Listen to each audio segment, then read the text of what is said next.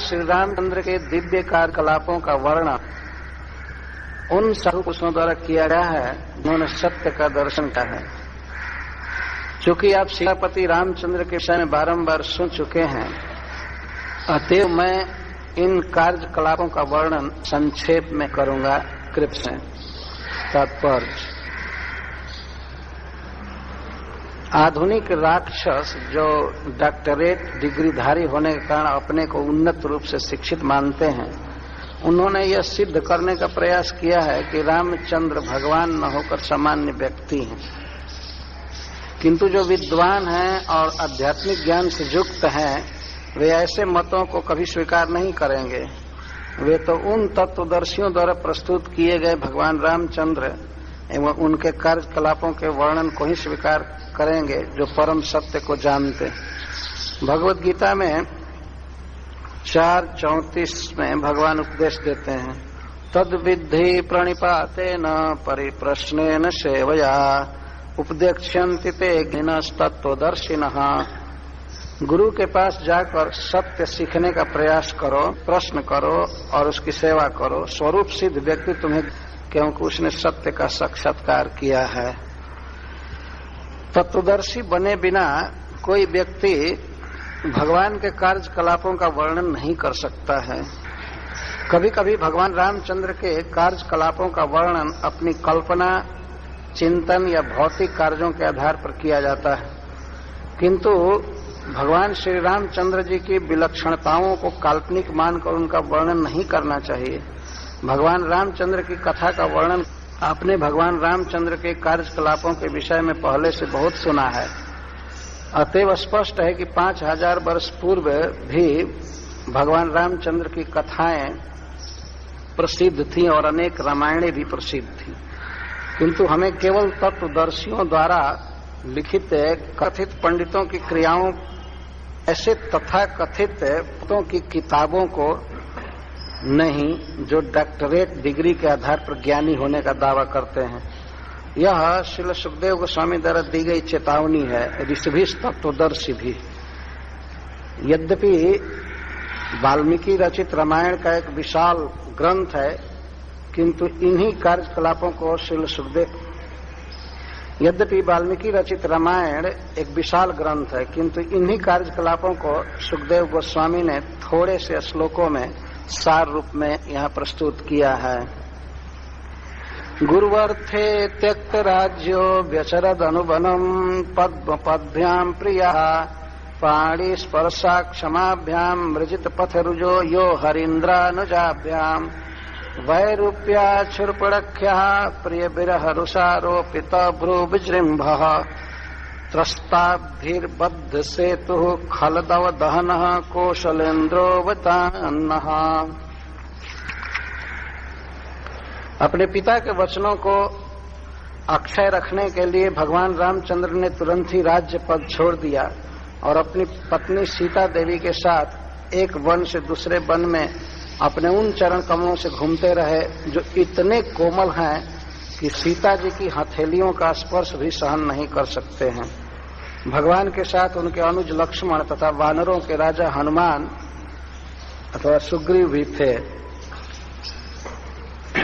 ये दोनों अर्थात श्री राम और लक्ष्मण वन में ये दोनों घूमते हुए राम लक्ष्मण की थकान मिटाने में सहायक बने।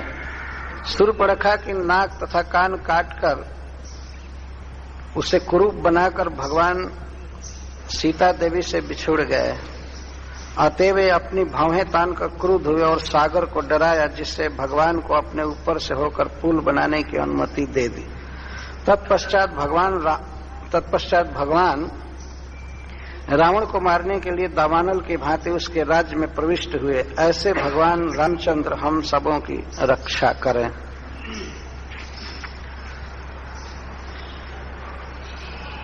रामनवमी महोत्सव के पावन अवसर पर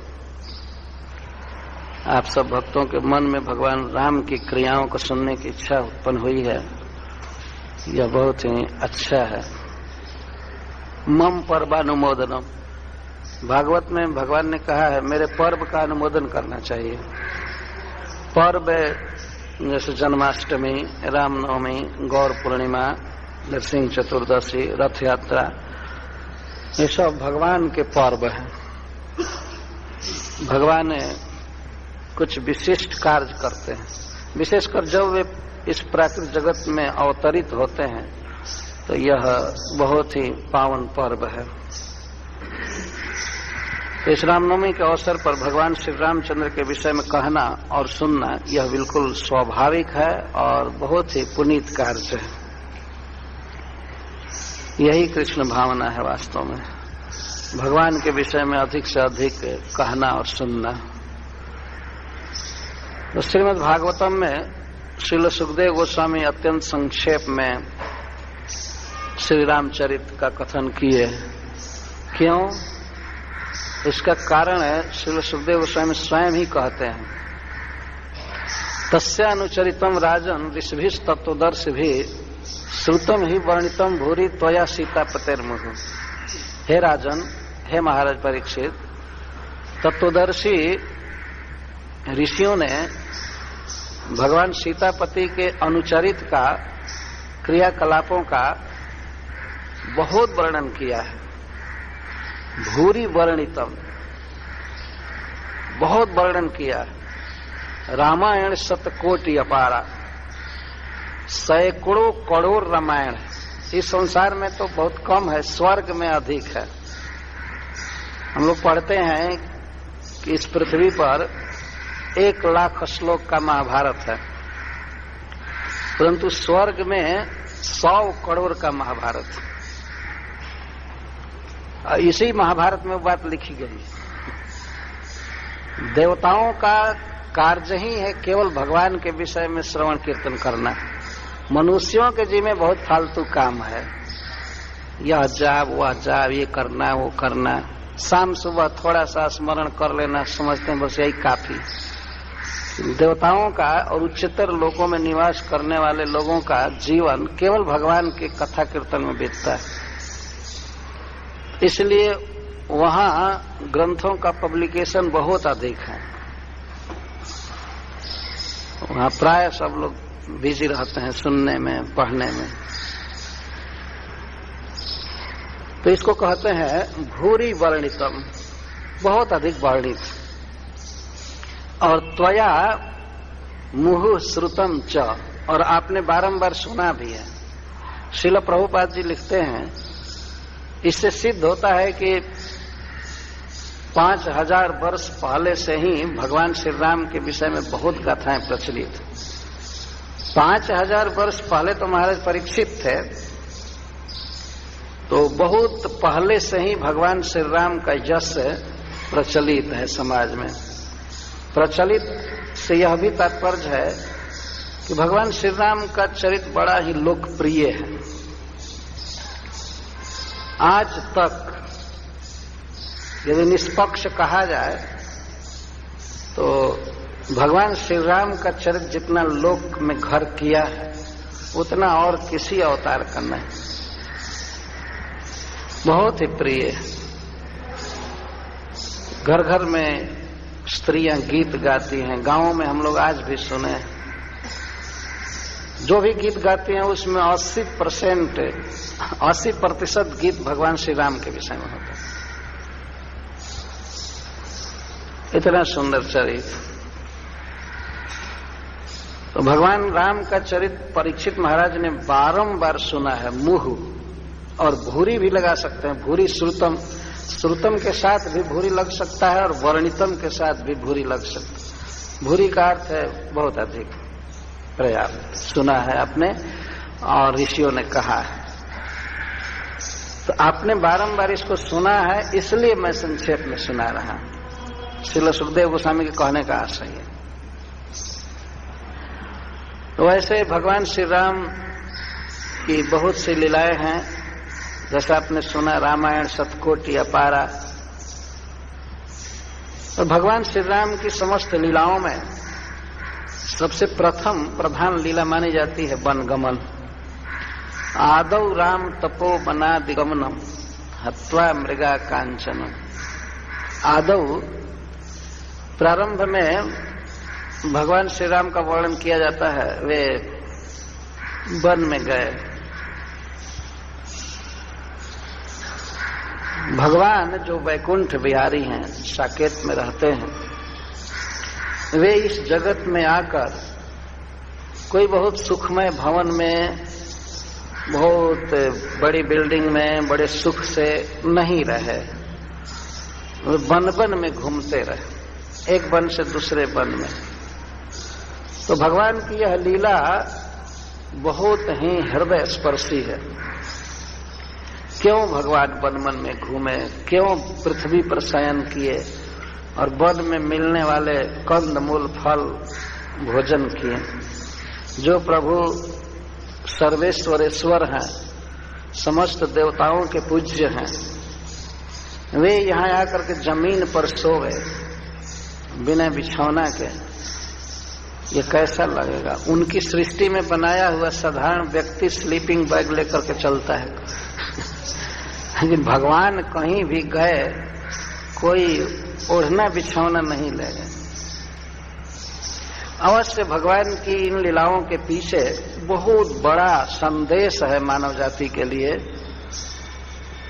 कि मनुष्य को भोगों में चित नहीं लगाना चाहिए, जैसे तैसे काम चला ले और अपने जीवन को ऐसा रखना चाहिए कि कृष्ण भावना को ग्रहण करने को योग्य हो। तो भगवान वैकुंठ छोड़कर यहाँ आकर जमीन पर सो रहे, कोई बिछौना नहीं। वन में पत्ता घास जो मिल जाता था उसी से सीता जी भगवान के लिए बेड लगाती थी, बिछाती थी, और दूसरे दिन वो वृक्ष और वो बेड सब छोड़ छाड़ कर आगे बढ़ते चले जाते। तो खाने के लिए वन में ही जो कंद मूल फल मिलते थे, वो भी सब सीजन में सब वस्तुएं नहीं मिलती थी।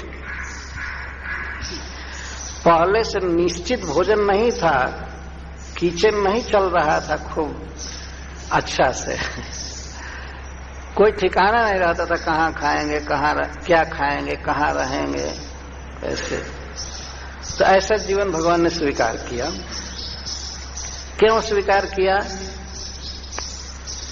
वैसे तो भगवान की यह इच्छा थी, बहुत उपदेश करना था अपने आचरण से, अपनी आचार्य धर्म जीवे रे सिखाए, परंतु लोक दृष्टि से कुछ और ही बात थी। जैसा रामायण में लिखा गया है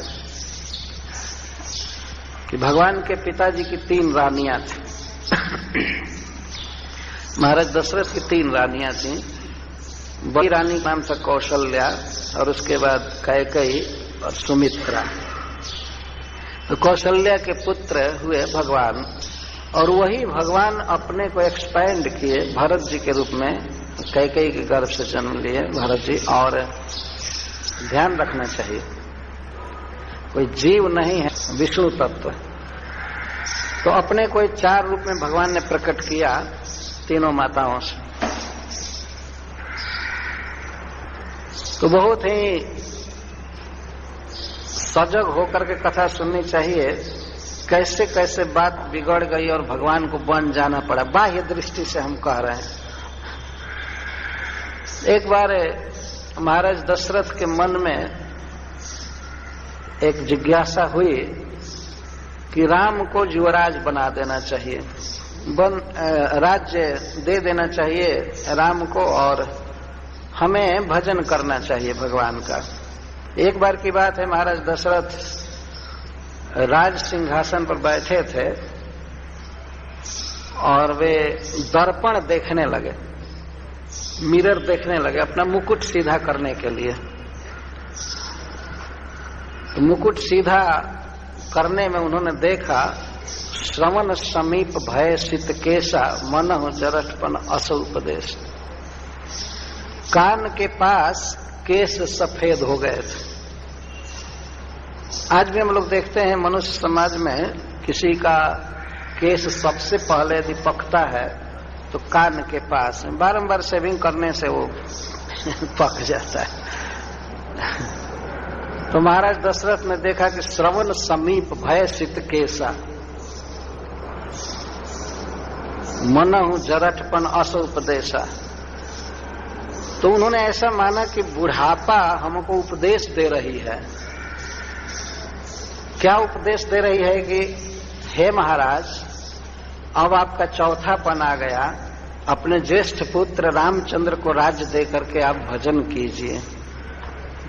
यद्यपि भगवान में जो उनकी परम आसक्ति थी वो भजन ही था, लेकिन फिर भी लोक दृष्टि से राज छोड़कर वन में जाकर के भजन करना चाहिए। तो महाराज दशरथ ने अपने पके हुए केस से यह शिक्षा लिया और उसी दिन वे गुरु वशिष्ठ जी के पास गए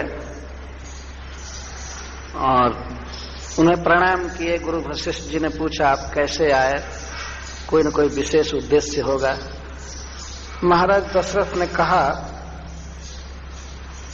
मैं चाहता हूं कि राम को राज्य दे दूं और मैं भगवान विष्णु का भजन करूं, तो इसके लिए मैं आपसे पूछना चाहता हूं, कोई शुभ दिन मंगल बेला हो, खूब शोध करके शास्त्रों से बताइए, जिस दिन मैं राम को राज्य दूं।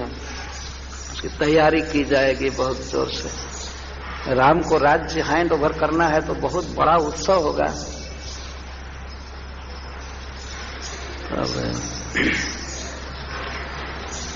गुरु वशिष्ठ जी ने कहा कि जिस दिन राम को राज तिलक दिया जाएगा उस दिन अपने आप सबसे शुभ दिन हो जाएगा। ऐसे कहे। और वैसे मैं बता रहा हूं महाराज, देर करने की आवश्यकता नहीं है, कल ही सबसे अच्छा मुहूर्त है। कई बार लोक में बात प्रचलित है, लोग कहते हैं देखो किसी को संसार में कुछ भी ज्ञान नहीं है भगवान की इच्छा के विषय में। कल ही भगवान वन में जाना चाहते हैं और गुरु वशिष्ठ बता रहे हैं कि कल राज्याभिषेक का सबसे अच्छा दिन है और भगवान मन में सोच लिए थे कि कल वन में जाना। तो भगवान की इच्छा, भगवान के अभिप्राय का पता बड़े बड़े ज्ञानियों को भी नहीं होता है। वशिष्ठ जी जैसे महाज्ञानी भी कह रहे थे कल सबसे अच्छा दिन है, कल वृद्ध जी राज्य तिलक। कोई जुटाना क्या है, अब तो राजर्षि है, सब कुछ जुटा हुआ है। प्रसन्न हुए महाराज दशरथ। वे आए और खबर दिए कि अयोध्या को सजाया जाए, इमीडिएटली तत्काल ही सजाया जाए और बाजा बजना, फिर प्रसाद वगैरह के लिए तो सब बहुत ही पहले से सुव्यवस्थित व्यवस्था थी। तो सब कुछ होने लगा। तो देवताओं के लोक में ये जब खबर गई और दुष्ट राक्षस कैसे मारेंगे, भगवान अयोध्या में रहेंगे तो फिर राक्षस चारों तरफ उत्पात करेंगे। भगवान तो अवतार लिए हैं रावण का वध करने के लिए। हाय हाय, क्या हमारा दिन ऐसे ही दुख में बीतता रहेगा? तो वे लोग मीटिंग किए, इष्ट गोष्ठी किए देवता लोग और आपस में विचार करने लगे कि भगवान कैसे मारेंगे असुरों को, कैसे राक्षस का वध करेंगे। तो उन लोगों ने विनय किया ब्रह्मा जी से। ब्रह्मा जी कहे हम क्या करें? तो सबने मां सरस्वती का चरण पकड़ा कि माता जी आप सबके जिह्वा पर रहती हैं, वाग इंद्रिय पर रहती हैं, आप कोई उपाय कीजिए, आप कोई उपाय कीजिए। तब सरस्वती जी ने कहा कि ये तो ठीक नहीं है ऐसा करना, भगवान को राज्य करने देना चाहिए। तो देवताओं ने कहा कि राज्य वे करे, लेकिन सारे राक्षसों का वध करके तब करे। तो वैकुंठ में राज्य करते ही हैं, यहाँ छोटा सा राज्य क्या करना है उनको? पहले भूमि का भार दूर कर लें, इसके बाद। तो माता सरस्वती ने कहा ठीक है। तो वे आई अयोध्या में, तो देखने लगे कि किसकी जिह्वा पर बैठूं, किसकी मति को फेरूं जो इस उत्सव में बाधा दे सके। राजकीय तैयारी चल रहे थे, पूरी अयोध्या सजाई जा रही थी और इसमें बाधा देना था। तो सरस्वती जी खोजने लगे, कोई मिल नहीं रहा था, किसकी बुद्धि नष्ट करे। तो जिसकी बुद्धि पहले से ही नष्ट हो उसी को नष्ट करना था। अब देखते हैं जहां थूकने का स्थान होता है आदमी वहीं थूकता है, वो पिकदानी रहती है। कौन ऐसा कंडम है जिसकी बुद्धि को मैं इसमें बाधा देने के योग्य बना दूं? माता सरस्वती जी ने सोच, तो नाम मंथरा मंदमती के चेरी कैकई केर अजस पिटारी ताही करी गई गिरामती फेर। तो बहुत सोच विचार कर सरस्वती ने देखा कि कैकई की एक दासी है जिसका नाम है मंथरा। नाम मंथरा मंदमती, उसकी बहुत कम बुद्धि थी। तो अजस पेटारी ताई करी गई गिरा मती फेर, उसको अजस पेटारी बनाकर अपजस का बर्तन बनाकर सरस्वती जी उसकी बुद्धि को फेर कर चली गई। अजस पेटारी का अर्थ अपजस का भाजन। अब सब लोग यही कहेंगे कि मंथरा ने ऐसा किया, मंथरा ने ऐसा किया, बाधा दिया, तो मति फेर कर चली गई। दीख मंथरा नगर सजावा घर घर आनंद मोद बधावा।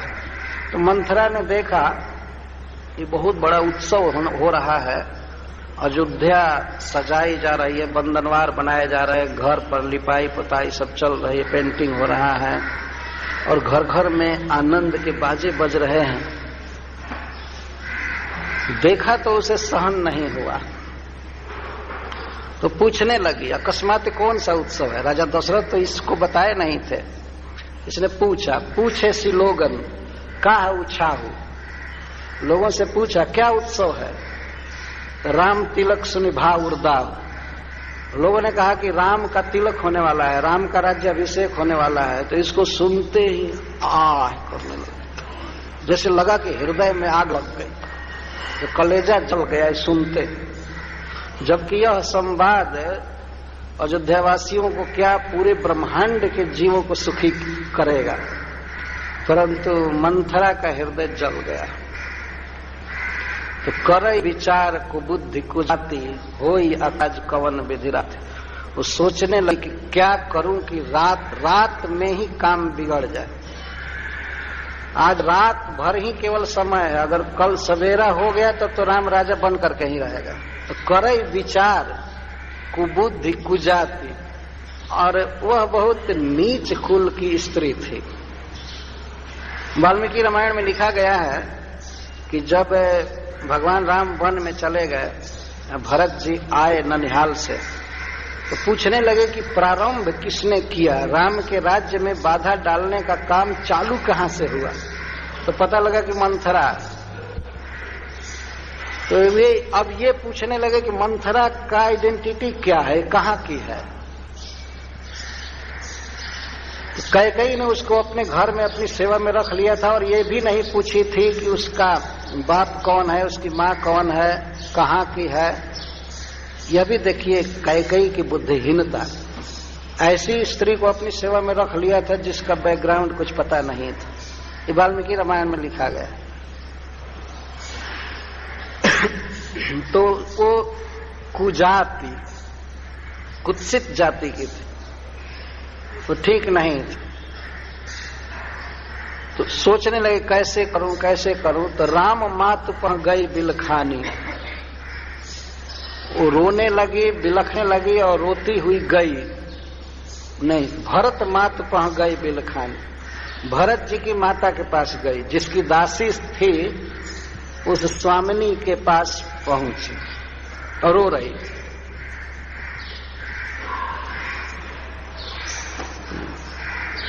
उसको अनमनी देखकर, उसकी वो रोने की दशा देखकर रानी ने पूछा, कैकेयी जी ने पूछा, का अनमनी हंसी? हंसी कह रानी, अरे मंथरे तुम क्यों अनमना हो, तुम्हारा मन क्यों उदास है? फिर भी कुछ नहीं बोली। उत्तर दे न ले सासु, तो वो उत्तर नहीं दे रही थी। और नारी चरित कर ढारे आंसू, उत्तर नहीं दे रही थी। जैसे लगा कितना बड़ा दुख छा गया। पूछ रहे कई क्या बात है, क्या बात है, तुम्हें क्यों दुखी हो? उत्तर दे ही न, उत्तर नहीं दे रहे थे और दीर्घ निश्वास ले रहे थे और नारी चरित करके आंसू ढार रही थी। नारी चरित कर ढार रही आंसू बहा रही थी, ऐसा न कहकर कहा जा रहा है कि आंसू ढार रही थी। स्त्रियों के आंख में आंसू नहीं होता है, हाथ में होता है, जब चाहे तब रोने लगती और आंसू बहा देती। भगवान ने यह कौशल दिया है स्त्रियों को, ऐसे उनका हृदय भी कोमल होता है तो स्वाभाविक है आंसू आना।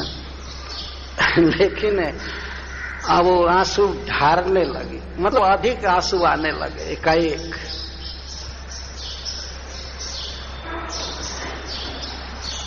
फिर भी रानी आगे कहती है, हंसिको रानी गाल बड़ तोरे, दीन लखन सिख आसमान मोरे। ओ मैं समझ गई, लगता है कि लक्ष्मण ने तुमको दो चार तमाचा जमाया। इससे सिद्ध होता है कि लक्ष्मण जी कभी कभी उसको ठोकते थे, वो वैसी थी, इस उद्गार से पता लगता है।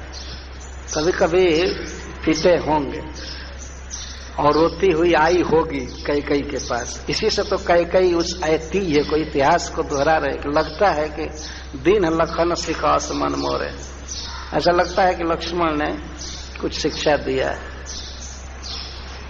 फिर भी वो नहीं बोल रही थी।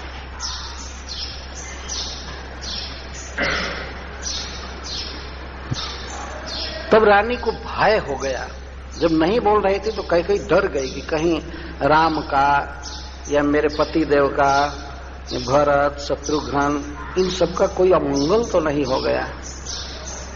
क्या बात है, रो रही है तो कहीं ने सोचा कि हमारे संबंधियों का कोई अमंगल हुआ होगा, इसीलिए तो रो रही है। तो पूछती है, कुशल राम महिपाल, राम कुशल से है ना? सबसे अधिक प्रेम कैकेयी को भगवान राम से था। सबसे पहला समाचार पूछ रही है, हमारे प्रिय राम कुशल से है ना? हमारे प्राणनाथ पति देव कुशल से है ना? भरत कुशल से है, लक्ष्मण कुशल से है और शत्रुघ्न कुशल से है ना? क्या हो गया मंथरा, क्यों रो रही हो? वो तो रो रही थी राम का राज्य तिलक सुन करके। ऐसे वो रो रही थी और कैकेयी को शक हो रहा है, संदेह हो रहा है कि ये रो रही है हमारे प्रियजनों के अमंगल से। तो सबसे पहले कैकेयी से मंथरा ये कहती है,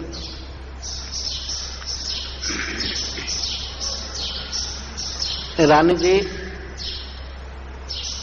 कुशल तो सबसे पहले आप राम का पूछ रही हैं।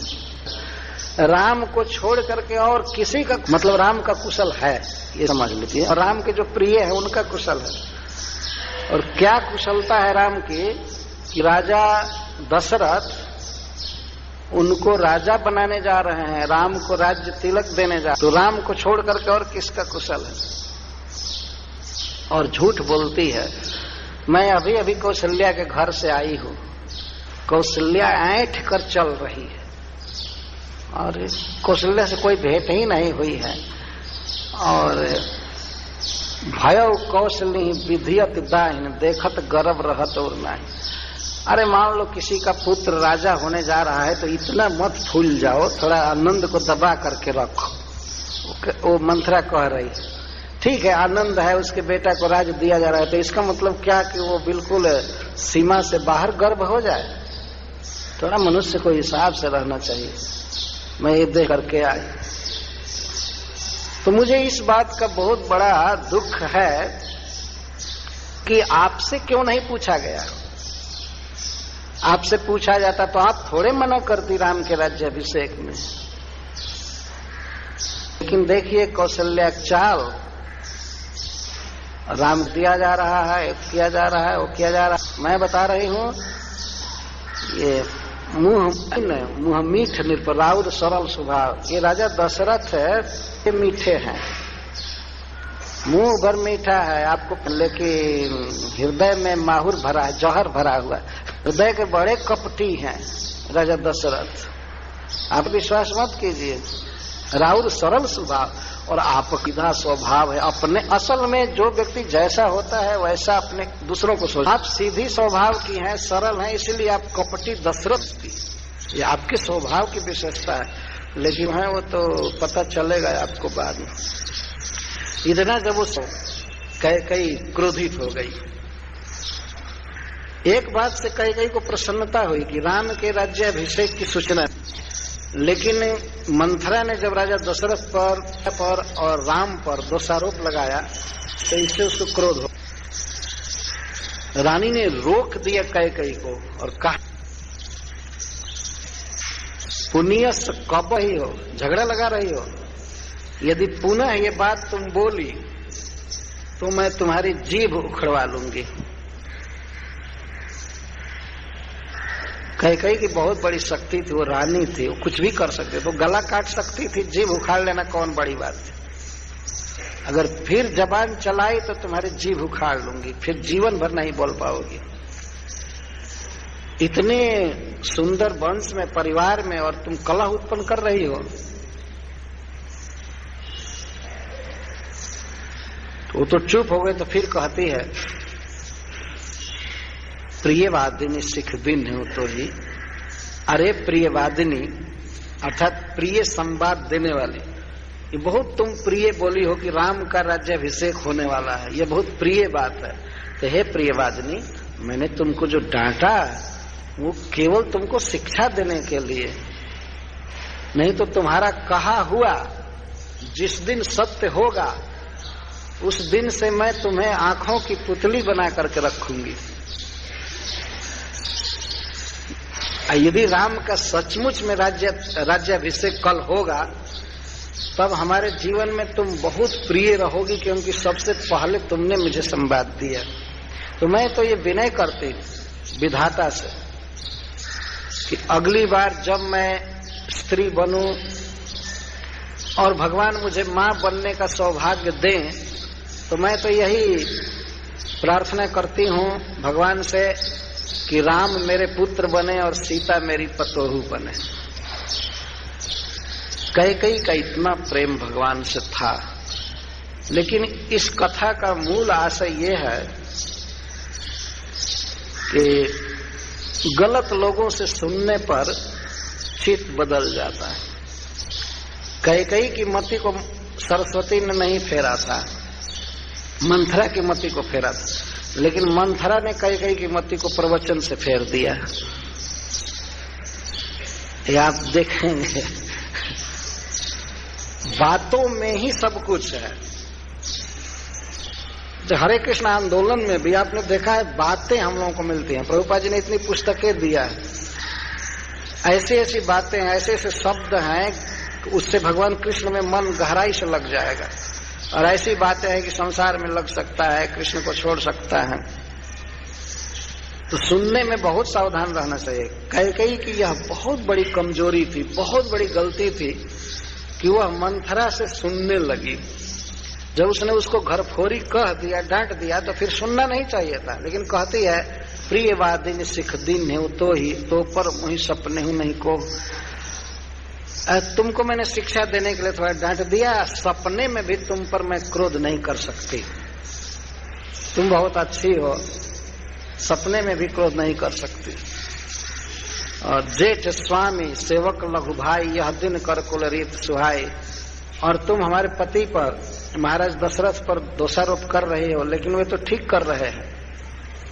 इस सूर्यवंश की यही रीति है कि बड़ा भाई राजा होता है और छोटे भाई उसके सेवक होते हैं। जेठ स्वामी सेवक लघु भाई, यह दिन कर कुल रीत सुहाई। वास्तव में ये सब बहुत अच्छी अच्छी बातें। कुल परंपरा से बड़ा भाई स्वामी होता है और छोटे भाई उसके सेवक होते हैं। जब इस प्रकार की गृहस्थी चलती है तो बहुत ही अच्छी गृहस्थी मानी जाती है। जेठ स्वामी सेवक लघु भाई। परिवार में सुख का आधार जो भी वर्णन किया गया है उसमें से एक ये बहुत महत्वपूर्ण है, भाइयों में प्रेम। यदि भाइयों में परस्पर प्रेम हो तो वास्तव में बहुत सुख संसार में रहता है, और यदि भाइयों में कलह हो जाए तो नरक जैसी पीड़ा होती है। कई कहती है कि यह दिनकर कुल की, सूर्य कुल की यह रीति है कि बड़ा भाई राजा होता है, इसलिए महाराज जो भी कर रहे हैं बिल्कुल ठीक है। और इस सुंदर संवाद को देने के लिए मैं तुमको वचन देती हूं, तुम मांगो तुमको क्या इनाम चाहिए। अच्छा, ये सब कह करके फिर कहती हैं कि प्राण ते अधिक राम प्रिय मोरे, तिनके तिलक क्षोभ कस्तोर। लेकिन मंथरा, मैं एक बात की जिज्ञासा करती हूं, तुम्हारे वचन से मैं समझ गई कि तुमको राम के राज्याभिषेक से बड़ा दुख पहुंचा है, तुम्हारे हृदय पर बहुत तकलीफ हुई है। क्यों? राम तो सबके प्रिय, हमारे तो प्राण से भी प्रिय है। तो ऐसे राम के राज्याभिषेक का संवाद सुनकर तुमको क्यों तकलीफ है, तुमको क्या दुख है? ये सुनने की क्या आवश्यकता थी? जब उन्होंने कह दिया ये खराब है तो अब उससे फिर सुनना नहीं चाहिए था। यही कहीं गलती हो रही है। जब एक बार समझ गए कि कपटी आदमी है, बदमाश है, तो फिर उसे क्या सुनना है? ये सजग होना चाहिए।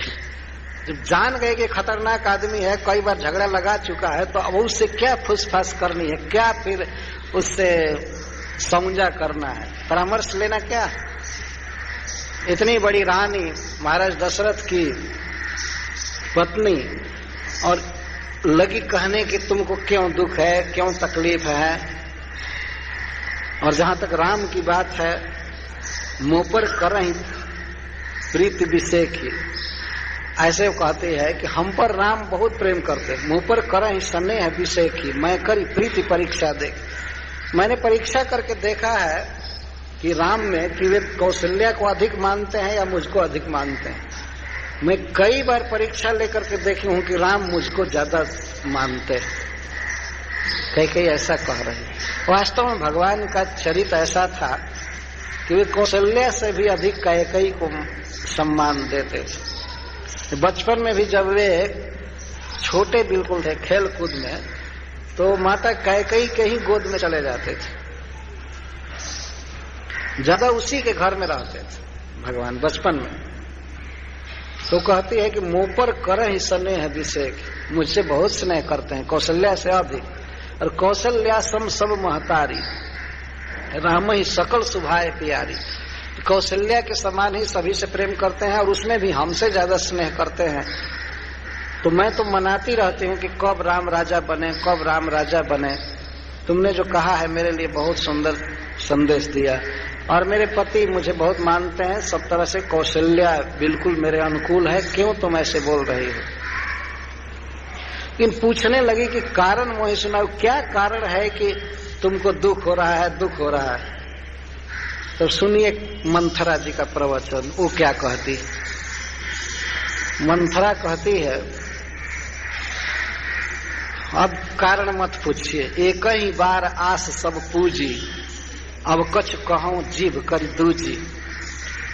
रानी जी, मैं इतना सुंदर समाचार आपको दी,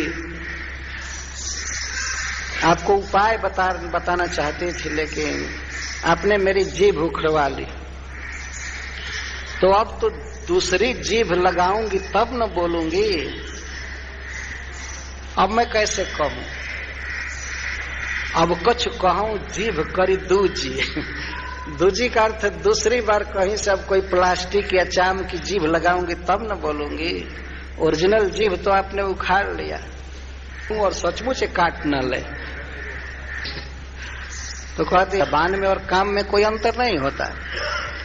इतनी बड़ी रानी कह दी कि जीभ उखड़वा लूंगी, तो इसके मन में आ गया, गरीब आखिरी बात, कितनी बड़ी बात है कह दी। तो कहती है, एक ही बार आस सब पूजी। अब बस एक ही बार में सारी आशा पूज गई। आपने मेरा घर फोरी नाम रख दिया, अब तो कहने में भी मुझको डर लग रहा है। माफ कीजिए, जो मैं आकर के कह दी, अब नहीं कहूंगी। लेकिन रानी जी, एक बात तो कह करके ही विश्राम लूंगी। कहीं झूठ फुरी बात बनाई, ते प्रिय तुम ही करोई मैं माई। माता जी, मैं आपको कड़वी लग रही हूं ना? मैं जब सत्य बात बोली तो मैं कड़वी लग रही हूं। सत्य बात क्या? कि कौशल्या तुम्हारा जड़ उखाड़ना चाहती है, राम राजा बनना चाहते हैं, दशरथ कपटी हैं, इसको सत्य कह रही। जब मैं सत्य कह रही हूं तो आपको मैं कड़वी लग रही हूं। और जो लोग झूठ बोलते हैं कपट से, असत्य को ही सत्य बनाकर बोलते हैं, वे बहुत प्रिय आपको लगते हैं। ठीक है, तो मैंने भी आज से निर्णय लिया, आपसे सीखा मैं, हम हूं कहब अब ठकुर सोहाती, नहीं तो मौन रहब दिन रात। आपको झूठ अच्छा लगता है और मैं सपने में भी झूठ बोलना जानती नहीं। तब तो उपाय यही है कि आज से केवल झूठ बोलना चालू करूं, नहीं तो रात दिन मौन रहूं। सच तो आपको अच्छा लग नहीं रहा। अरे बाप, देखिए इसकी बोलने की कला। इस तरह से किसी को कन्विंस किया जाता है। एक अरे मैं नहीं बोलूंगी, नहीं बोलूंगी, और नहीं बोलने में इतना प्रवचन कर रही। तो आप जो लोग झूठ साच बात बनाकर बोलते हैं वे लोग बहुत प्रिय लगते हैं। तो इसीलिए मैं भी आज से ठकुर सोहाती करूंगी, हमेशा आपको प्रिय लगने वाली बात बोलूंगी, चाहे वो कितना भी झूठा हो।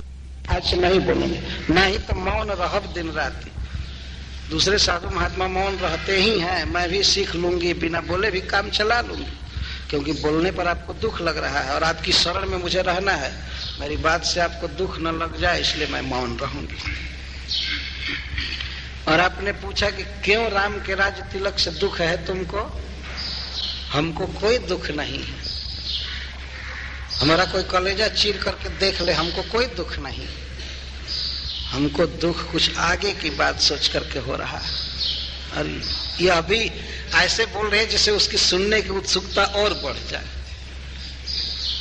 आगे की बात समझ दुख मोहि, आगे की बात सोचती हूँ तब दुख हो रहा है। ये आगे की क्या बात? कह गई तो सुन रही थी। अरे आगे की क्या बात? आगे की बात मैं सोच रहा हूँ कि भरत बंद गृह से लखन राम के नेम, और लक्ष्मण महामंत्री बनेंगे राम के। उतना खतरनाक लड़का, और वो प्राइम मिनिस्टर बनेगा। वो लक्ष्मण बनेगा। और अभी आपने कहा ना कि लक्ष्मण हमको मारता रहता है, तो वो मंत्री बनेगा राम का। और आप जाएंगे, नहीं आपके पुत्र कारागृह में जाएंगे। ये सब फालतू सोच रही है, कुछ भी नहीं होने वाला है। भरत जी तो राज तक नहीं लेंगे, भगवान राज नहीं लेंगे, लेकिन ऐसे ऐसे कह रही है। और राम राजा बने या भरत राजा बने, मैं तो दासी की दासी ही रहूंगी। आप राजमाता बनेगी, नहीं तो दासी हो जाएंगे। आप में बहुत अंतर हो जाएगा। यदि भरत राजा होंगे तो आप राजमाता कही जाएंगे, राजा की मां। और नहीं, यदि राम राजा बन गए तो आपको दासी होना पड़ेगा, कौशल्या की सेवा करनी पड़ेगी। इस बात का दुख है, अपने लिए नहीं। कौन नृप होई हमहि का हानि, चेरी छाड़ी अब हो बकिरानी। अरे कोई राजा हो, अब दासी छोड़ करके रानी थोड़े हमको होना है। कोई थोड़े हमको रानी बनाएगा। ऐसे ही विवाह नहीं हुआ, करी कुरूप विधि परबस कीन्हा, बाबा सुलुनी लहिए जो दीन्हा। विधाता ने कुरूप बना करके दूसरे के अधीन कर दिया। नहीं तो मेरा भी किसी से विवाह हुआ होता, मैं भी रानी रही होती। रानी नहीं तो कम से कम पत्नी तो कही जाती, लेकिन हाय रे विधाता। अब और रो रही होगी उस समय ऐसी बात को। करी कुरूप विधि परबस कीन्हा, कुरूप बनाया, कुबड़ दे दिया पीठ पर, तो अब क्या? तो दूसरे के यहाँ सेवा करनी पड़ रही है, काम करना पड़ रहा है, तब भोजन चल रहा है। लेकिन इसमें हम दूसरे को दोष नहीं देते हैं रानी जी। बवा सोल्लू नहीं है, जो आदमी बोता है वही काटना पड़ता है, जो देता है वही मिलता है। तो हमने पाप किया होगा, हमने कुकर्म किया होगा इसलिए भगवान ने हमको दंड दिया, कुबड़ दे दिया, और आगे भी तुमको दंड दिया जाएगा। आगे भी ऐसा है। तो कहती है बवा से लूनी लहिए जो दिन ना, जो व्यक्ति जो चीज बोता है वही काटता है। किसान खेत जोतते हैं, बीज बोते हैं, तो जो बीज बोए हैं वही फसल काटेंगे ना, और मनुष्य को वही मिलता है जो दिया। ये ध्यान से सुनना चाहिए। अभिलाषा करने से, इच्छा करने से, या यहां तक कि बहुत भारी भारी व्यापार करने से भी मनुष्य को कुछ नहीं मिलता। मिलता है वही जो पूर्व जन्म में वो दिया है किसी को।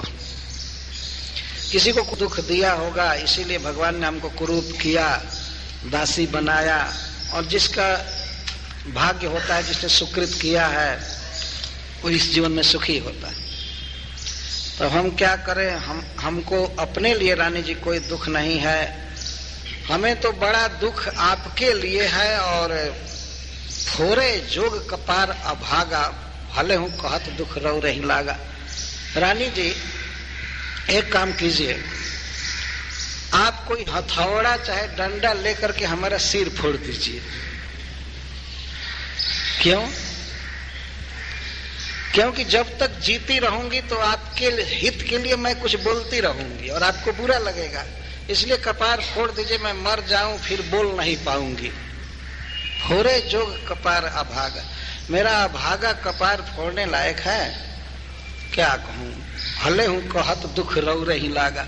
अच्छा कहने पर भी आपको दुख लगा, क्या कहूं? जारे जोग स्वभाव हमारा, हमारे स्वभाव में आग लग जाए।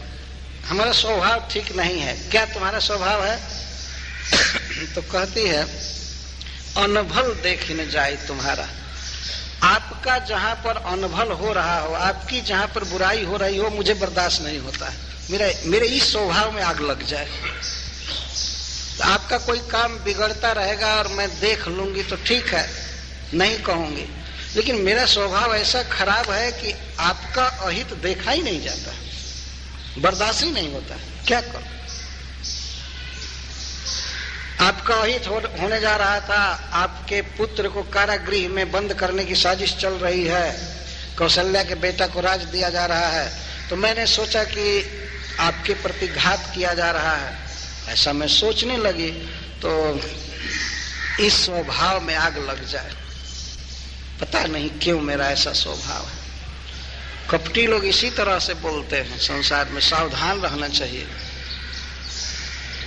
कभी कभी तो लोग कहते हैं मुझे बहुत जरूरी काम था लेकिन मैंने अपने काम पर ध्यान नहीं दिया, आपके लिए मैं आ गया, अब क्या करूं? अपना काम भले बिगड़ जाए लेकिन आपका काम होना चाहिए, ये मैं सोच। बोलने का एक तरीका होता है, क्या करूं? हमने सुना एक व्यक्ति को कहते हुए एक बात, पता नहीं लोग कैसे झूठ बोल लेते हैं, हम आज तक सीखे ही नहीं कैसे झूठ बोला जाता।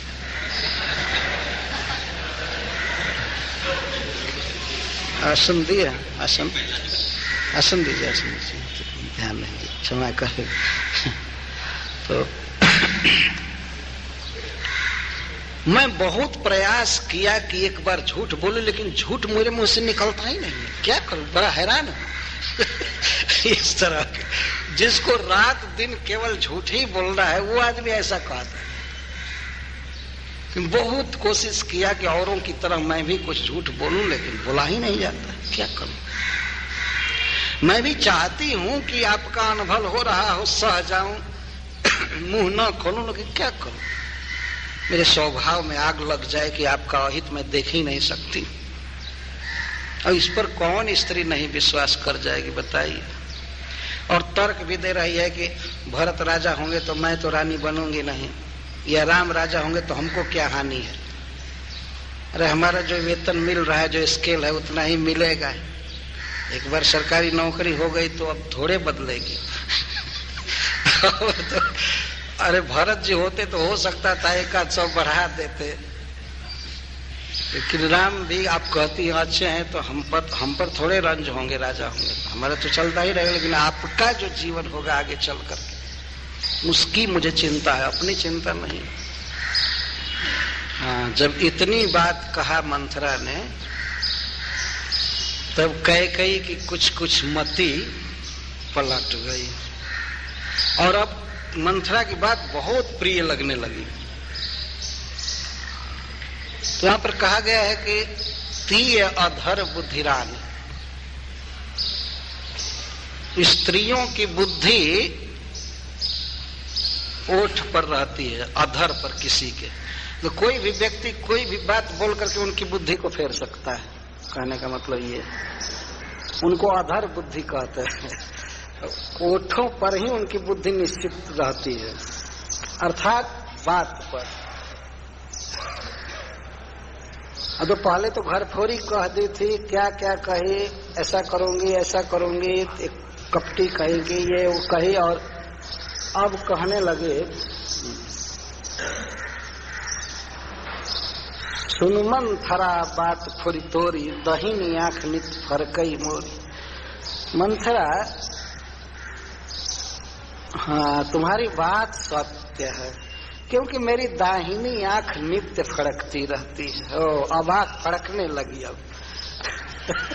और पहले जब कहती थी कि राम मेरा पुत्र बने, सीता मेरी पतोहू बने, अरे बहुत अच्छा हो रहा है, राम मुझसे बहुत प्रेम करते हैं, अब दाहिनी आंख फड़कने लगी। देखिए, इसलिए स्त्रियों को तो और सावधान किया जाता है कि उन्हें सबकी बातें नहीं सुननी चाहिए जहां तहां।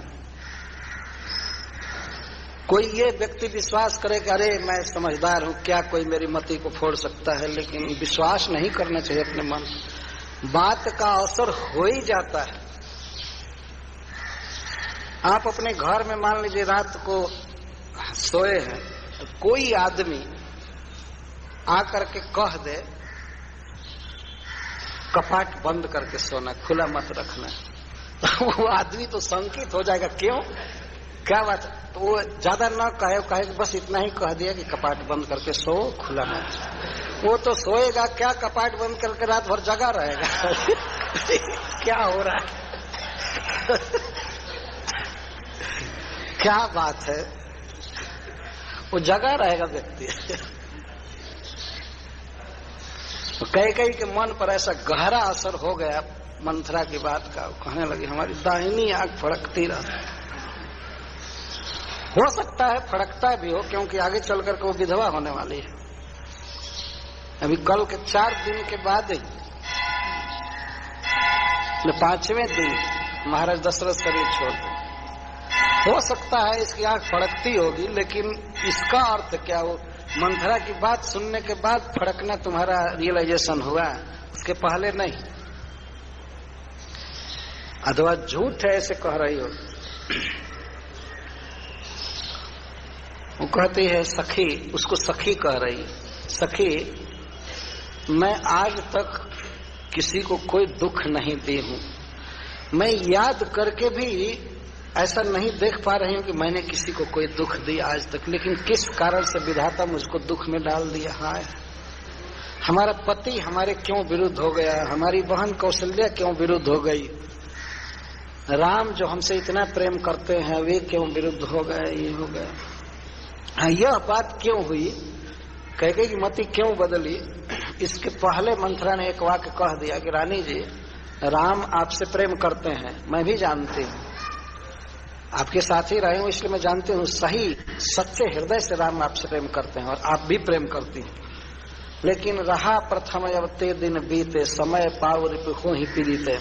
वो समय बीत गया जिस समय आप राम की प्रिया थी और राम आपसे प्रेम करते थे, आप राम से प्रेम करती थी, वो दिन बीत गया। समय पाप कर अपने प्रेमी भी शत्रु हो जाते हैं। तो बहुत ही सुंदर न्याय बता रही, लॉजिक बता रही है। भानु कमल कुल पोष निहारा, बिनुजल जारी करे सैछारा। रानी जी, सूर्य कमल को पोषता है, जब सूर्य उगता है तो कमल खिल जाता है, लेकिन कब तक के सूर्य पोषता है कमल को, जब तक कमल जल में रहता है। यदि जल न हो तो वही सूर्य कमल को जला कर राख कर देता है।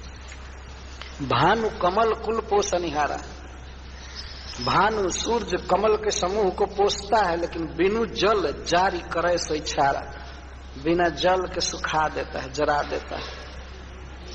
वही सूर्य जो पोष रहा था एक दिन वही सुखाने वाला हो गया। तो राम आपसे प्रेम करते थे, कौशल्या प्रेम करते थे, महाराज दशरथ आपसे प्रेम करते थे, सब ठीक है, लेकिन वो समय बीत गया। समय बलवान होता है। अब आप वो बात मत देखिए। अगर यही बात हुई होती, ये बात सत्य होती कि राजा दशरथ आपसे प्रेम करते हैं, राम आपसे प्रेम करते हैं, कौशल्या आपसे प्रेम करती, तो फिर राजा दशरथ आपसे क्यों नहीं बताए कि राम को राज्य देने जा रहा हूं? जरा राजा दशरथ क्यों नहीं? तो रानी कहती है, तो कितना दिन हुआ अयोध्या को सजते सजते? तो मंथरा झूठ बोलती, कहती है, भयउ पाख दिन सजत समाजू, तुम पायो मोहिसन सुधियाजू। 15 दिन बीत गया, 15वें दिन भी आपको खबर नहीं दिया गया, मेरे द्वारा खबर मिली है। बहुत बड़ी साजिश है कि कैकेयी को पता चल जाएगा तो भरत को राज देने के लिए कहेगी। बताइए, आप ऐसा कर सकती हैं? वे लोग कपटी हैं, इसलिए अपने कपट का आरोप आप पर कर रहे। बताने में क्या हर्ज था?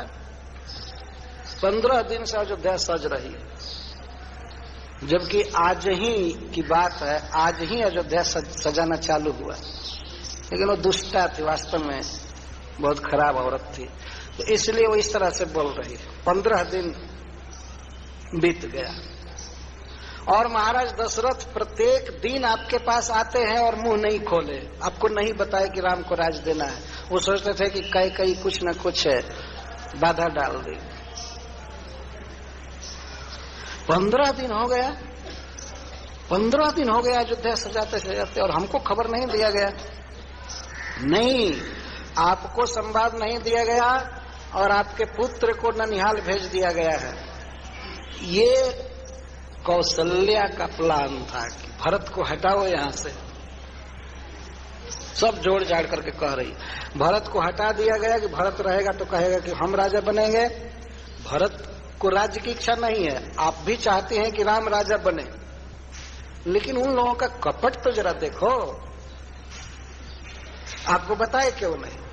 भरत को क्यों नहीं सूचना दिए? भाई को राज्य दिया जा रहा है तो दूसरे छोटे भाई को नहीं बुलाना चाहिए? घर में इतना बड़ा फेस्टिवल होने जा रहा है और 2 भाई बाहर रहेंगे। ये कपटी लोग समझते हैं कि वो लोग आएंगे तो बाधा देंगे। इसी बात पर कैकेयी का चित्त बदल गया। भरत से सुत पर भी संदेह, बुलाया तक न उसे जो गेह।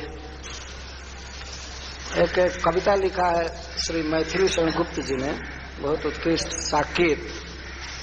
तो उसमें कैकेयी के मुख से वे कहलाते हैं, भरत से सुत पर भी संदेह, बुलाया तक न उसे जो गेह। भरत जैसे पुत्र पर भी राजा दशरथ को संदेह हो गया, उसे घर भी नहीं बुलाया, और घर में इतना बड़ा उत्सव चल रहा है, राज्याभिषेक हो रहा है, और खास भाइयों को नहीं बुलाया गया। इसी बात से कैकेयी का चित्त विपरीत हो गया। अब राम के प्रति जो उसका प्रेम था वो द्रोह में बदल गया। कौशल्या के प्रति भी द्रोह हो गया, महाराज दशरथ के प्रति द्रोह हो गया। वो तो थर थर कांपने लगी, कहने लगी, नैहर जन्म भरब बरजाई, जियतन करब सेवत सेवकाई। हाय हाय विधाता, मुझको क्यों दुख दिया, मेरे स्वजनों को क्यों विरुद्ध बनाया। लेकिन सुनो सुनो मंथरा, मैं नैहर चली जाऊंगी, अपने पिता के घर चाहे भाई के साथ रह लूंगी, भाई के घर में, पिता के घर में जीवन पूरा कर दूंगी, लेकिन जीते जी सौत की सेवा नहीं करूंगी। अरे तुमसे कौन सेवा करा रही है? ये सब मंथरा की चाल। नैहर जन्म भरब बरजाई, जियतन करब सेवत सेवकाई। जीते जी सौत की तो सेवा नहीं करूंगी, भले यहां से चली जाऊंगी।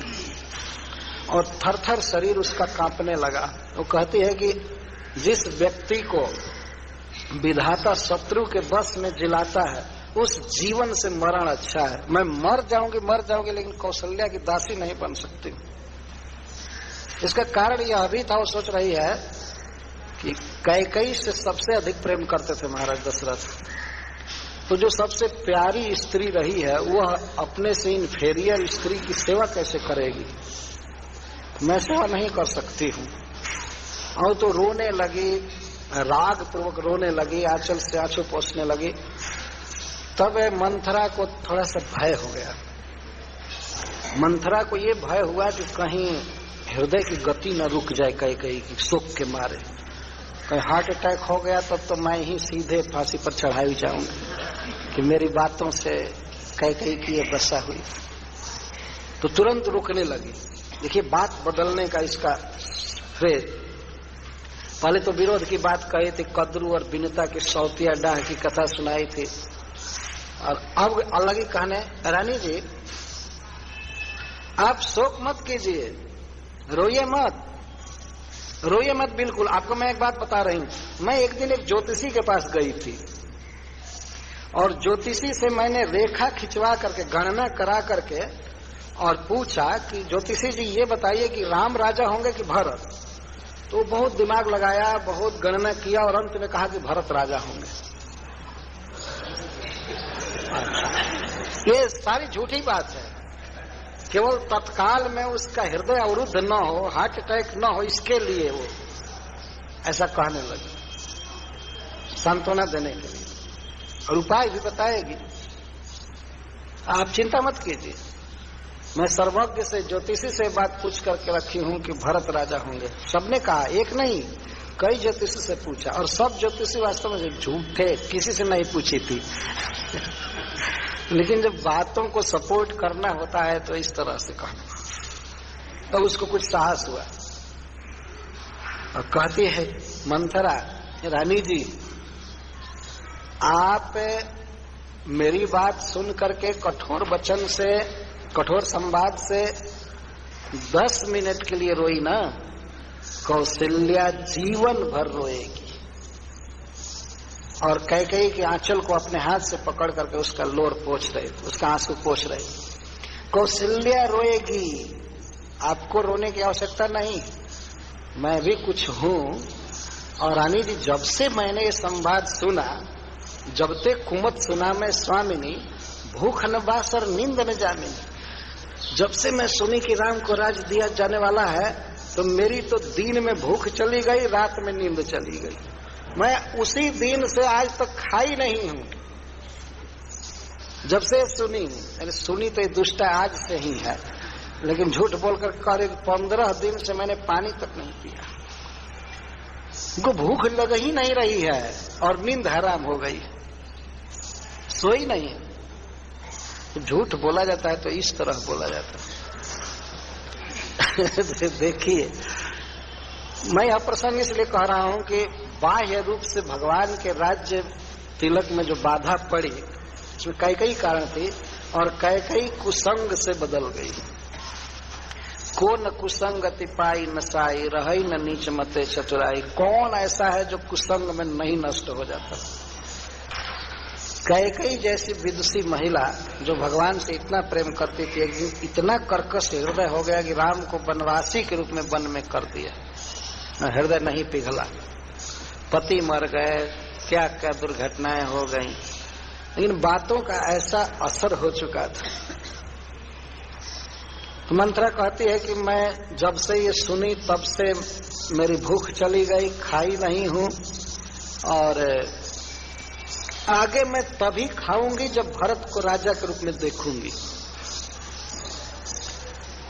कैकेयी ने कहा होगा कि कुछ तो नाश्ता कर लो, कुछ तो पी लो। तो भाई नहीं, हमको भूख प्यास है ही नहीं, मुझे इतना दुख है। उतना दुख तो कैकेयी को भी नहीं हुआ होगा, मतलब इसके वचनानुसार ऐसा कहती है। 15 दिन से सोई नहीं हूं, खाई नहीं हूं। तो जब वो कांपने लगी कैकेयी, तब ये कहती है कि मैंने ज्योतिषियों से पूछा है, भरत राजा होंगे। तब कैकेयी कहते नहीं, असंभव, ऐसा हो ही नहीं सकता। कैसे भरत राजा हो सकते हैं, कैसे राजा हो सकते हैं? तब कहती है, देखिए संसार में सब कुछ हो सकता है। असंभव शब्द आपको अपने डिक्शनरी में रखना ही नहीं चाहिए। सब कुछ संभव है रानी जी इस संसार में। लेकिन बात यह है कि आप मेरी बात को स्वीकार करेंगी जो मैं कहूंगी। ये समझ गए कि मैं जो कुछ कहूंगी वो करेगी, तब शर्त करा रहे। आपको मुझ पर विश्वास है और मैं जो कहूंगी वो आप करेंगी। इतना सुनते ही कई कहती है, परऊं कूप तुव बचन पर सकऊं पूत पति त्याग, कहसी देख दुख मोर बड़ा कसन करब हित लाग। तुम कहोगी कुआं में कूदने को तो कूद जाऊंगी, कूप परऊं तुव बचन पर, कुएं में कूद जाऊंगी। अपने पुत्र को, अपने भतार को, अपने पति दशरथ को भी छोड़ दूंगी। तो अच्छी बड़ी बात बोल रहे। भरत के लिए ही इतनी चिंता और कहती है कि तुम्हारी बात पर भरत को भी छोड़ दूंगी, पति को भी छोड़ दूंगी और तुम्हारी बात से कुएं में कूद जाऊंगी, मतलब मैं भी नहीं रहूंगी। तो फिर बात क्या पालन करेगी? इससे बात से मतलब क्या है? तुम्हारी बात से कुआं में कूदूंगी और पति को छोड़ दूंगी, पुत्र को छोड़ूंगी। तुम मेरे दुख को देख करके ये बात कह रही हो तो क्यों नहीं तुम्हारी बात मानूंगी। तो इसम हित न मोर संसारा, इस संसार में तुम्हारे जैसा मेरा हितैषी कोई नहीं। पति को तो देख ही लिया, इतना कपटी, आज ही अनुभव कर रही है। राम ऐसा वो ऐसा वैसा, तो इसम हित न मोर संसारा, इस संसार में तुम्हारे जैसा मेरा हित करने वाला कोई नहीं है। बहे जात कई भयस या धारा, मैं तो बही जा रही थी लेकिन तुम नौका की तरह आधार बन गई। मैं तो मर गई होती, बह गई होती धारा में, लेकिन मंथरा सखी तुमने हमको छान लिया, बचा लिया। तुम नहीं कही होती तो क्या हुआ होता। तो आगे भी अभी तो गारंटी नहीं है क्या होगा। तो इस तरह से कह रहे। जब मंथरा ने कह दिया कि मेरी बात मानोगी, देखिए विचार करके, वही स्त्री जो कहती है कि अगर फिर से ऐसी बात कही तो मैं जी उखड़वा लूंगी, और अब कहती है कि तुम्हारी बात पर कुआं में गिर जाऊंगी, पति को छोड़ दूंगी और पुत्र को छोड़ दूंगी। किसी स्त्री के लिए पति और पुत्र से बढ़ करके तो कोई है नहीं। लेकिन कैकेयी के कहने का आशय था कि तुम मेरे पुत्र से और पति से भी अधिक मेरी हितैषिणी हो। यही है दुर्बुद्धि। इस संसार में कुछ भगवान ने नेचुरल संबंध बनाया है पति का और पुत्र का। एक स्त्री के वे सहज प्रेमी होते हैं, लेकिन कभी ऐसा मन में आ जाए किसी स्त्री को कि ये तो हमारे पति से, हमारे पुत्र से भी बढ़ करके हमारा हितैषी है, तो समझना चाहिए कोई न कोई धोखा वहां है। एक मैं नीति की बात कह रहा, समाज में इस प्रकार की घटनाएं हुई। पति या पुत्र सहज हितैषिता से भरे होते हैं माँ के प्रति, ये पत्नी के प्रति। लेकिन आज कैकेयी की यह दशा हो गई है, ये अंडरस्टैंडिंग हो गई है कि यह हमारा सबसे बड़ा हित करने वाले, जबकि सबसे बड़ा अहित करने जा रही है। सबसे बड़ा अहित संसार में कैकेयी के लिए मंथरा थी, लेकिन मंथरा को ये कह रही है कि तो इसम हित न मोर संसारा, बहे जात कई भयस या धारा, तुम्हारे जैसा कोई नहीं है। मैं पति को छोड़ूंगी, पुत्र को छोड़ूंगी। आखिर मनुष्य की चेतना इस तरह से बदलती रहती है, तो कुछ चेतना स्थायी तो रहनी चाहिए ना। कुछ ऐसी चेतना रहनी चाहिए जो किसी की बात से इधर उधर ना हो पाए। किसी स्त्री का जितना हित पति कर सकता है उतना कोई नहीं करता है वास्तव संसार में। चाहे पिता हो या भाई हो या और अन्य स्थान की बात तो छोड़ दीजिए। पति के द्वारा जो पत्नी को सहारा दिया जाता है, हित होता है उसका, वो दूसरा कोई कर ही नहीं सकता है। ये संभव नहीं है संसार। जक्ष ने पूछा है महाराज युधिष्ठिर से कि एक मनुष्य का ईश्वर के द्वारा दिया हुआ मित्र कौन है। तो महाराज युधिष्ठिर कहते हैं कि अपनी पत्नी जो है वो भगवान के द्वारा दिया हुआ मित्र है मनुष्य। तो ये कुछ नेचुरल संबंध होता है, और पति सब तरह से पत्नी को वस्तु देता है, भोजन देता है, घर बनाकर देता है, संतान देता है, रक्षा करता है। लेकिन पति के प्रति इस प्रकार की भावना आ जाए कि वो कपट कर रहा है, ये कर रहा है, वो कर रहा है, यही विनाश का कार्य चालू हो गया कैकेयी के जीवन में। महाराज दशरथ सपने में भी ऐसी दुर्भावना नहीं किए थे।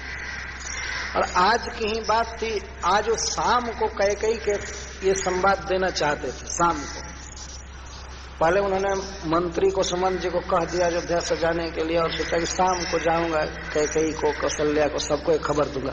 कौशल्या के पास जाने से भी पहले वे कैकेयी के पास ही जाने वाले थे, लेकिन इधर ये सब बातें हो गई।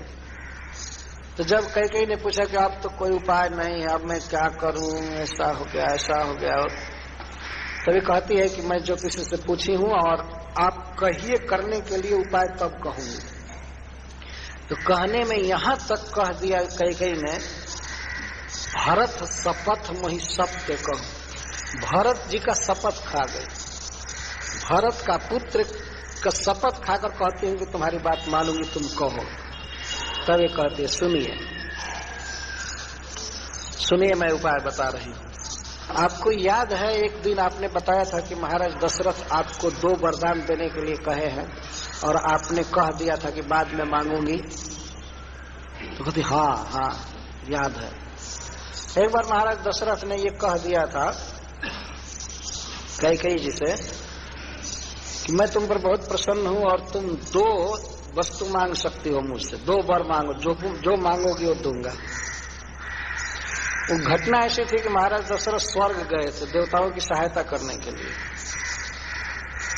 तो उस युद्ध में कैकेयी ने बहुत सहारा दिया था महाराज दशरथ को। इस कार्य से वे प्रसन्न हो गए और उन्होंने कहा कि तुम मुझसे वर मांगो।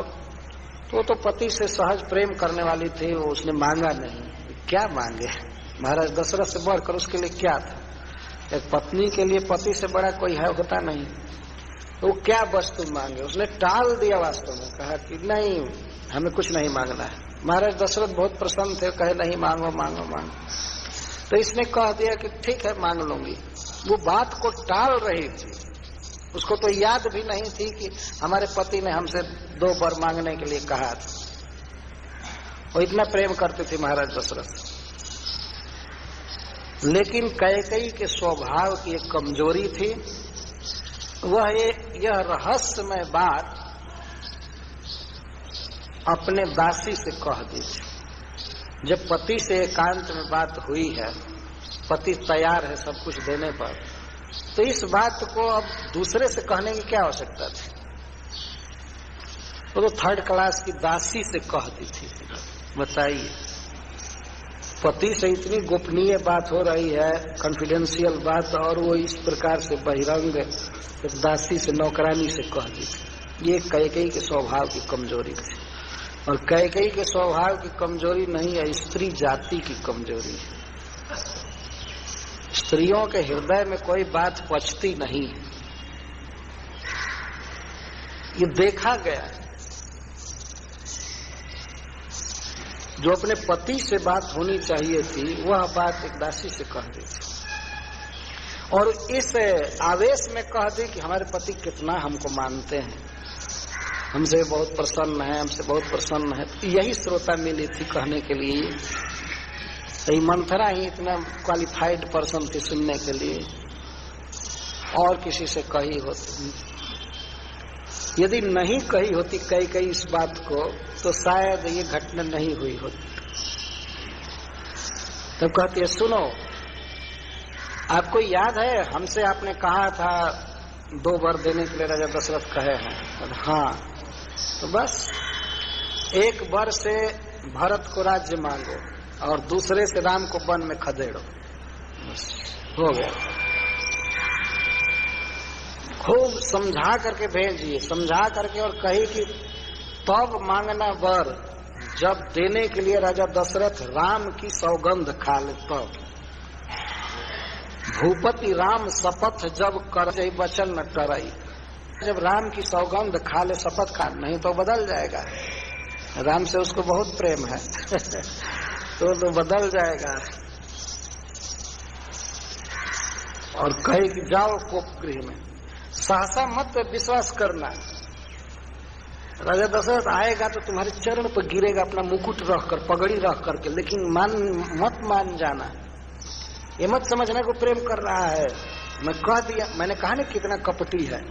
तो जाकर चरण में गिरेगा, प्राण प्यारी कहेगा, गजगामिनी, कोकिल बहनी, क्या क्या कहेगा, लेकिन मानना मत, कुछ भी कहेगा।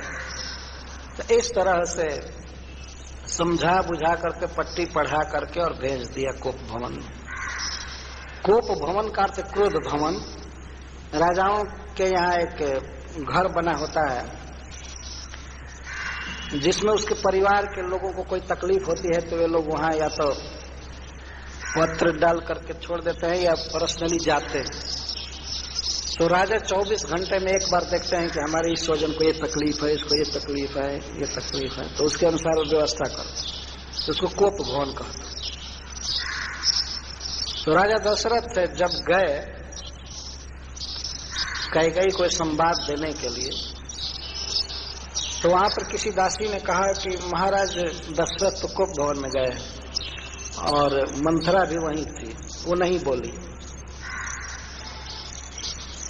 मंथरा डर रही थी कि अगर मैं बोलूंगी तो राजा दशरथ कहेंगे कैसे कोप भवन गई, तो कहीं बात न खुल जाए कि इसी ने भेजा है, इसीलिए वो चुपचाप रही, वो नहीं बोली। दूसरी दासी ने कहा कि महाराज दशरथ कोप भवन में गए। तो महाराज दशरथ सीधे कोप भवन गए वहां से, इस सुंदर संवाद देने के लिए कि कल राम का राज्य अभिषेक होने वाला है, तुम मुझसे बहुत आग्रह करते थे कि राम को राज दीजिए, राम को राज दीजिए, तो हे प्रिय, तुम्हारा मनोरथ कल पूरा होगा, ये मैं सुंदर संवाद देने के लिए। लेकिन जब सुने कोप भवन में गई है तो महाराज दशरथ के पैर आगे नहीं बढ़ रहे थे। क्या बात है, इस अवसर पर क्या हो गया, सूख गए बिल्कुल। क्या हो गया, जिनके शरीर पर वज्र मारा गया था, सूल वज्र आदि सहने वाले थे, वे भी कामदेव के बाण को सह नहीं पाए और गए तो देखे तो वो बिल्कुल मोटा और पुराना कपड़ा पहन करके जमीन पर लेटी हुई है, जो कभी पलंग से नीचे नहीं उतरती थी और रेशमी साड़ी हमेशा पहनती थी। वो मोटा साड़ी और वो भी पुराना पहनी थी, जमीन पर लेटी हुई थी। तो महाराज दशरथ गए, इस दुर्दशा को देख समझ नहीं रहे थे कि क्या क्रोध है। इतना समझिए कि मेरे प्रति ही कोई क्रोध है। तो जाकर सबसे पहले वे प्रणाम किए। समय पर सब करना पड़ता है तो वे राजा है, लेकिन अब क्या करे। जाकर प्रणाम किए और वो देख रही थी, लेकिन उसने उत्तर नहीं दिया, वो हरे कृष्ण नहीं की। ये जो कुछ करना था किए, दूर से प्रणाम किए, लेकिन वो चुपचाप रही। तो इसके बाद दोनों हाथ से चरण छुए, चरण छू करके पूछ रहे हैं, प्राण प्रिया के हेतु रिसानी, हे प्राण प्रिय, किस कारण से रिसानी, किस कारण से तुमको रोष है, किस कारण से क्रोध है। तो ऐसा कह करके जब चरण छूते हैं तो चरण को ही झटकार दी, जैसे छुओ मत। और फिर कहते हैं, तुम्हारी बोली बहुत सुंदर है, कोयल जैसी बोलती हो, तो जरा मैं सुनना चाहता हूँ। अरे जरा चल करके दिखाओ, तुम हाथी जी की चाल जैसी चलती हो, गजगामिनी, तुम्हारी आंखें ऐसी सुंदर हैं। वास्तव में कैकेयी बहुत सुंदरी थी। तो इस तरह से वर्णन करने लगे, हाथ छुए तो हाथ झटकार दे, ये कर दी, वो कर दी। और ये लगे कहने राजा दशरथ, प्रिय, तुम जिस काल का मनोरथ करती थी, राम को राज देने की बात करती थी, कल ही राम को राज देना है, उठो, सुमंगल साजो, अच्छी साड़ी पहन लो, तुम्हारे हाथ से राम की आरती की जाएगी, तुम हाथ से मुकुट पहनाना, तुम्हारा मनोरथ पूरा हो गया, तुम्हारे खुशी का संवाद लेकर के आ जाओ। यह सुनी तो वो तो मंथरा की बात का रियलाइजेशन, और उसकी छाती में ऐसी पीड़ा हो गई जैसे लगा कि पका हुआ घाव कोई छू दे, फोड़ा। अब तक तो केवल सुनी थी मंथरा के मुख से, अब इनके ही मुख से सुने कि राम को राज देने जा रहा। दलक की उठे उसने हृदय कठोर, जन छुई गए पाक बरतोर। एक घाव होता है फोड़ा, उसको बरतोर घाव कहते हैं। कहीं बात टूट जाता है तो स्थान बना लेता है, और पक जाए तो छूने पर पीड़ा होती है। जन छुई गए पाक बरतोर, हृदय में दा हो गया, दुख हो गया सुनकर राम का राजा। तो उठो उठो उठो उठो, तो कुछ जवाब नहीं दे रहे थे। तुमको मैं और क्या दूं, मांगो, तुमको क्या तकलीफ है, क्या दुख है, मांगो मांगो मांगो। और मांगते मांगते, मांगने कहने पर कहते हैं, राम की शपथ खाकर कहता हूं कि मुझे तुमसे प्रेम है। और तब धीरे सा उठ करके कहती है, बैठे बैठे जमीन पर ही, मांगू मांगू पै कहूं पिए, कबहू न देहू न ले, देन कहयु वरदान दऊ, तेऊ पावत संदेह। हे प्रियतम, कपट से बोल रही, हृदय में दुख है लेकिन बाहर से प्रियतम कह रही। हे प्रियतम, आप मांगने मांगने को तो बहुत कहते रहते हैं, लेकिन कभी कुछ दिए न लिए, ऐसे ही फालतू बोलते रहते हैं। मांग मांग पे कहूं, तो बहुत मांगने को कहते हैं। आपको याद है कि कई वर्ष पहले दो बार मांगने के लिए कहे थे। पहले तो वही मिलना कठिन है, नया वर कहां से देंगे। फिर भी राजा दशरथ अभी नहीं समझ रहे थे कि क्या मांगेगी, कितने घात से मांग रही है। बहुत मांगने मांगने को कहते हैं। ये आपको रोग है, मांगो मांगो कहते रहते हैं, कभी कुछ दिए नहीं है। दो वर देने के लिए कहे थे, वो भी देने में संदेह है। नया क्या मांगो, कहने का मतलब है वही पुराना दे दीजिए, आगे कहेगी। तब कहते हैं, ओ मेरा भुलक्कड़ स्वभाव है। सही में, हाँ याद आ गई, मेरा भूलने का स्वभाव में मैं भूल गया। दो के चार मुकले, अरे तुम 2 के बदले 200 मांगो। मेरा भूलने का स्वभाव है, भूल गया। बहुत अच्छा किया तुमने याद दिला दिया। तो तुमको राजभवन में पलंग पर बैठकर मांगना चाहिए, तो इस तरह लौटने की क्या आवश्यकता है? अरे प्रिय, वरदान की बात कह रही हो, मांगो माथ देव अब तो ही, तुम अपनी मेरा मस्तक मांगोगी तो मैं अभी काट करके दे दूंगा। वरदान कौन बड़ी चीज। कई तो सोच रही थी, हाँ हमारे रेंज में आ रहा। मस्तक, अरे वर की बात कर रही हो, मस्तक दे दूंगा। मेरा पुत्र, मेरा धन, मेरा राज्य, सब कुछ तुम्हारे चरणों का सेवक, तुम्हारे चरणों में हाजिर है।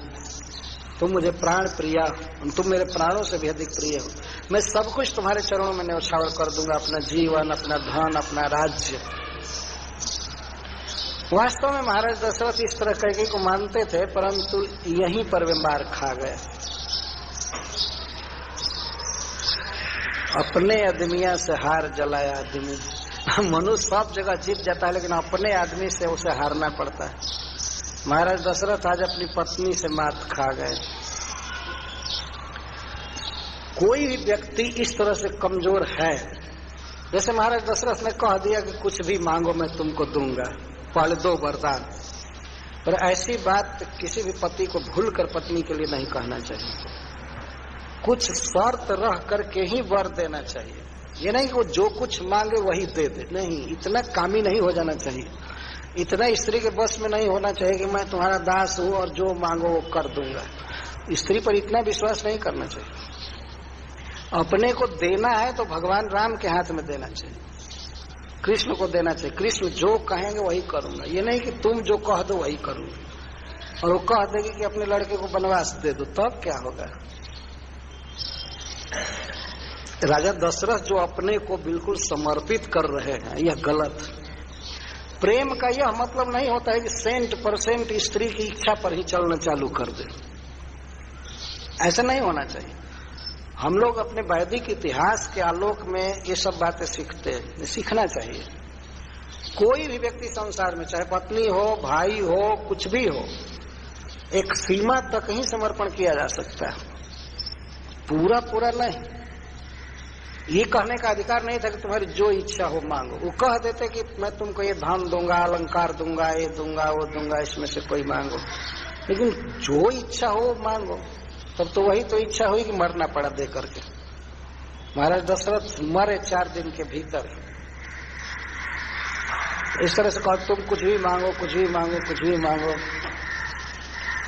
तो जब इन्होंने राम की शपथ खाया 3 बार और कह दिया कि तुम जो मांगोगे दूंगा, राम की शपथ खा करके कहता हूं, मेरा भूलने का स्वभाव था, भूल गया, जल्दी करो जल्दी करो, उधर राज्याभिषेक की तैयारी हो रही है, तुम सज धज करके तैयार हो।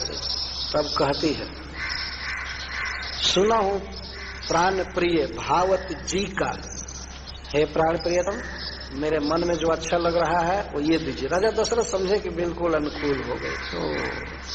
तो वस्तु की इच्छा थी तो वहां नहीं मांग लेती, यहां आने की क्या जरूरत थी? क्या तुमको विश्वास हो गया कि मैं नहीं दूंगा तुमको? तो कहती है, ऊपर से हंस रही है, भीतर में तो अभी जलन है, कपट में व्यवहार कर रही होती है। हे प्राण प्रियतम, मेरे हृदय में जो अच्छा लगता है सुनिए, दे हूं एक बार भरत ही टीका, एक बार तो ये दीजिए कि भरत को राजा बनाइए। महाराज दशरथ बहुत खुश हुए इस बात को सुन करके, और कहते हैं, ओहो, हमारे दृष्टि में भरत और राम में कोई भेद नहीं है। भरत तो राज लेगा ही नहीं, इसलिए मैं उसको नहीं दे रहा था, और अपने कुल की जो रीति है इसलिए मैं राम को राज दे रहा था। राम तो राज्य के भूखे नहीं। बहुत अच्छा, ठीक है, कुछ दिन के बाद अब भरत राजा होंगे, बुलाया जाएगा उनको, तो उनको राज दिया जाएगा। लेकिन कहते हैं, तब इन्होंने कहा दूसरा वर मांगो, दूसरा वर मांगो। तो कहते हैं, तापस वेश विशेष उदासी 14 वर्ष राम वनवास। और इतना सुनते ही महाराज दशरथ गिर पड़े सिंहासन से, मूर्छित हो गए। तपस्वी के वेश में उदासीन रह करके, अर्थात घर से एक सामान नहीं ले जाएंगे, एक पैसा नहीं ले जाएंगे, तपस्वी के वेश में राम को 14 वर्ष वन में रहना होगा। महाराज दशरथ तो गिर पड़े बेहोश होकर के, मूर्छित हो गए। कुछ देर के बाद जब मूर्छा टूटी तब वे लगे कहने लगे कि देखो, नाहिन राम राज्य के भूखे, राम राज्य के भूखे नहीं हैं। राम को तो मैं जानता हूं कि राज देने को कहूंगा तो वे लेंगे नहीं। मुझे राम के विरह में मत मारो। मैं राम के बिना उसी तरह नहीं जी सकता हूं जैसे जल के बिना मछली नहीं जी सकती। जिये मीन बरु बारी बिहीना, फनी बिनु फनी मनी बिनु फनी जिये जिमे दीना। लेकिन मेरा स्वभाव क्या है, मैं अपना स्वभाव कह रहा हूं कि राम के बिना मैं नहीं जी सकता। भले मणि के बिना सर्प जी जाए, जल के बिना मछली जी जाए, लेकिन मैं राम के बिना नहीं जी सकता। तुम राम को वन में मत भेजो, यहीं अयोध्या में रहने दो, सुख से भरत को राजा में बना दूंगा, लेकिन राम को वन में मत करो, नहीं तो मैं ही नहीं अयोध्या के कई लोग मर जाएंगे, ये ठीक नहीं होगा। राम ने तुम्हारा क्या बिगाड़ा है, क्या किया? तुम तो हमेशा प्रशंसा करते थे राम की और राज देने की बात करते थे, आज कैसे बदल गई, ये हो गई वो हो गई। इतना सुनते ही कई अब पूरा खुल गई। कहते हैं, हाँ, मैं तुमको भी जानती हूँ कि तुम मुझसे कितना प्रेम करते हो। यदि मंथरा ने मुझे नहीं बताया होता तब मुझे क्या पता था कि तुम ऐसी कपट की चाल मेरे साथ चल रहे हो। बिल्कुल दांतों से ओठ दबा करके और आंखों को तिरछा करके कहते, कपटी कहीं के, तुम्हारा सारा प्रेम झूठा था। ऐसे बोल रहे महाराज दशरथ तो बिल्कुल सीधे साधे, जो भीतर बात थी वही बाहर थी। इन कई डांटने लगे, तुम बहुत सत्यवादी बनते हो ना। महाराज दशरथ ने कह दिया था कि रघुकुल रीति सदा चली आई, प्राण जाए और वचन न जाए। उन्होंने वर देने के पहले कहा था कि प्राण चला जाता है रघुकुल में लेकिन वचन नहीं जाता है, तुम मांगो। और जब कहने लगे कि राम को वन में मत भेजो, तब कहती है, उस समय रघुवंशी थे ना, अब कौन वंशी हो गए। कहते थे प्राण जाए वर वचन न जाए, तो क्यों वचन बदल रहे हो। राम को वन में भेजना होगा। और लास्ट में इतना तक कह दिया, प्रात होत मुनिवेश धरी, जौन राम बन जाए, मोर मरण राउर अजस नृप समझिए मनवा। यदि सवेरे होते होते कल राम बन नहीं गए तो मैं जहर खा करके मरूंगी, और तुम्हारा अपजस, झूठ बोलने का जो अपजस, वो सारे संसार में फैले कि वचन दे करके भी नहीं पाऊंगी, मैं तो मरूंगी, मैं तो जी नहीं सकती। सवेरे होते होते राम को वन में भेजना है। होत प्रात मुनिवेश धरी, जौन राम बन जाए। इस तरह से कही, यहां तक बातें सब आकर के रुके। महाराज दशरथ पुनः मूर्छित हो जा रहे थे। इसी में रात बीत गई, सवेरा हुआ। महाराज दशरथ तो प्रतिदिन 3:30 बजे 4 बजे जग जाते थे। आज कोप गृह में रहे तो वहां राजभवन में सब बंदी मागध आदि गीत गा गा कर महाराज को जगा रहे थे। महाराज तो वहां थे नहीं, कोप भवन में थे। तो लोग सोचते हैं क्यों नहीं आज जगे, क्या बात है, आज तो और अर्लियर जगना चाहिए था, आज तो फेस्टिवल है रथ, आज तो और जल्दी जगना चाहिए था, आज क्यों विलंब किए। तब सब लोगों ने मिलकर महाराज सुमंत को भेजा, मंत्री को, कि आप जाइए देखिए राजा जी कैसे। तो वहां पर गए, तब कई तड़क करके बोल उठी, सुनिए इन्होंने मुझे वर देने के लिए कहा था, आप जाइए और राम को हाजिर कीजिए। भरत को तो राज दिया जाएगा, उसमें देर हो जाए कोई बात नहीं, लेकिन राम को कल वन में जाना है। उसने कहा नहीं सुमंत से, राम को भेज दीजिए। राम का दर्शन करने के लिए राजा जी गिरे हुए, ऐसे बोलते। तब सुमंत जी गए और उधर से भगवान को लेकर के आएंगे। हम लोग दूसरे सिटिंग में सुनेंगे किस प्रकार भगवान बन जाने के लिए प्रस्तुत। हरे कृष्ण, जय श्री प्रभु।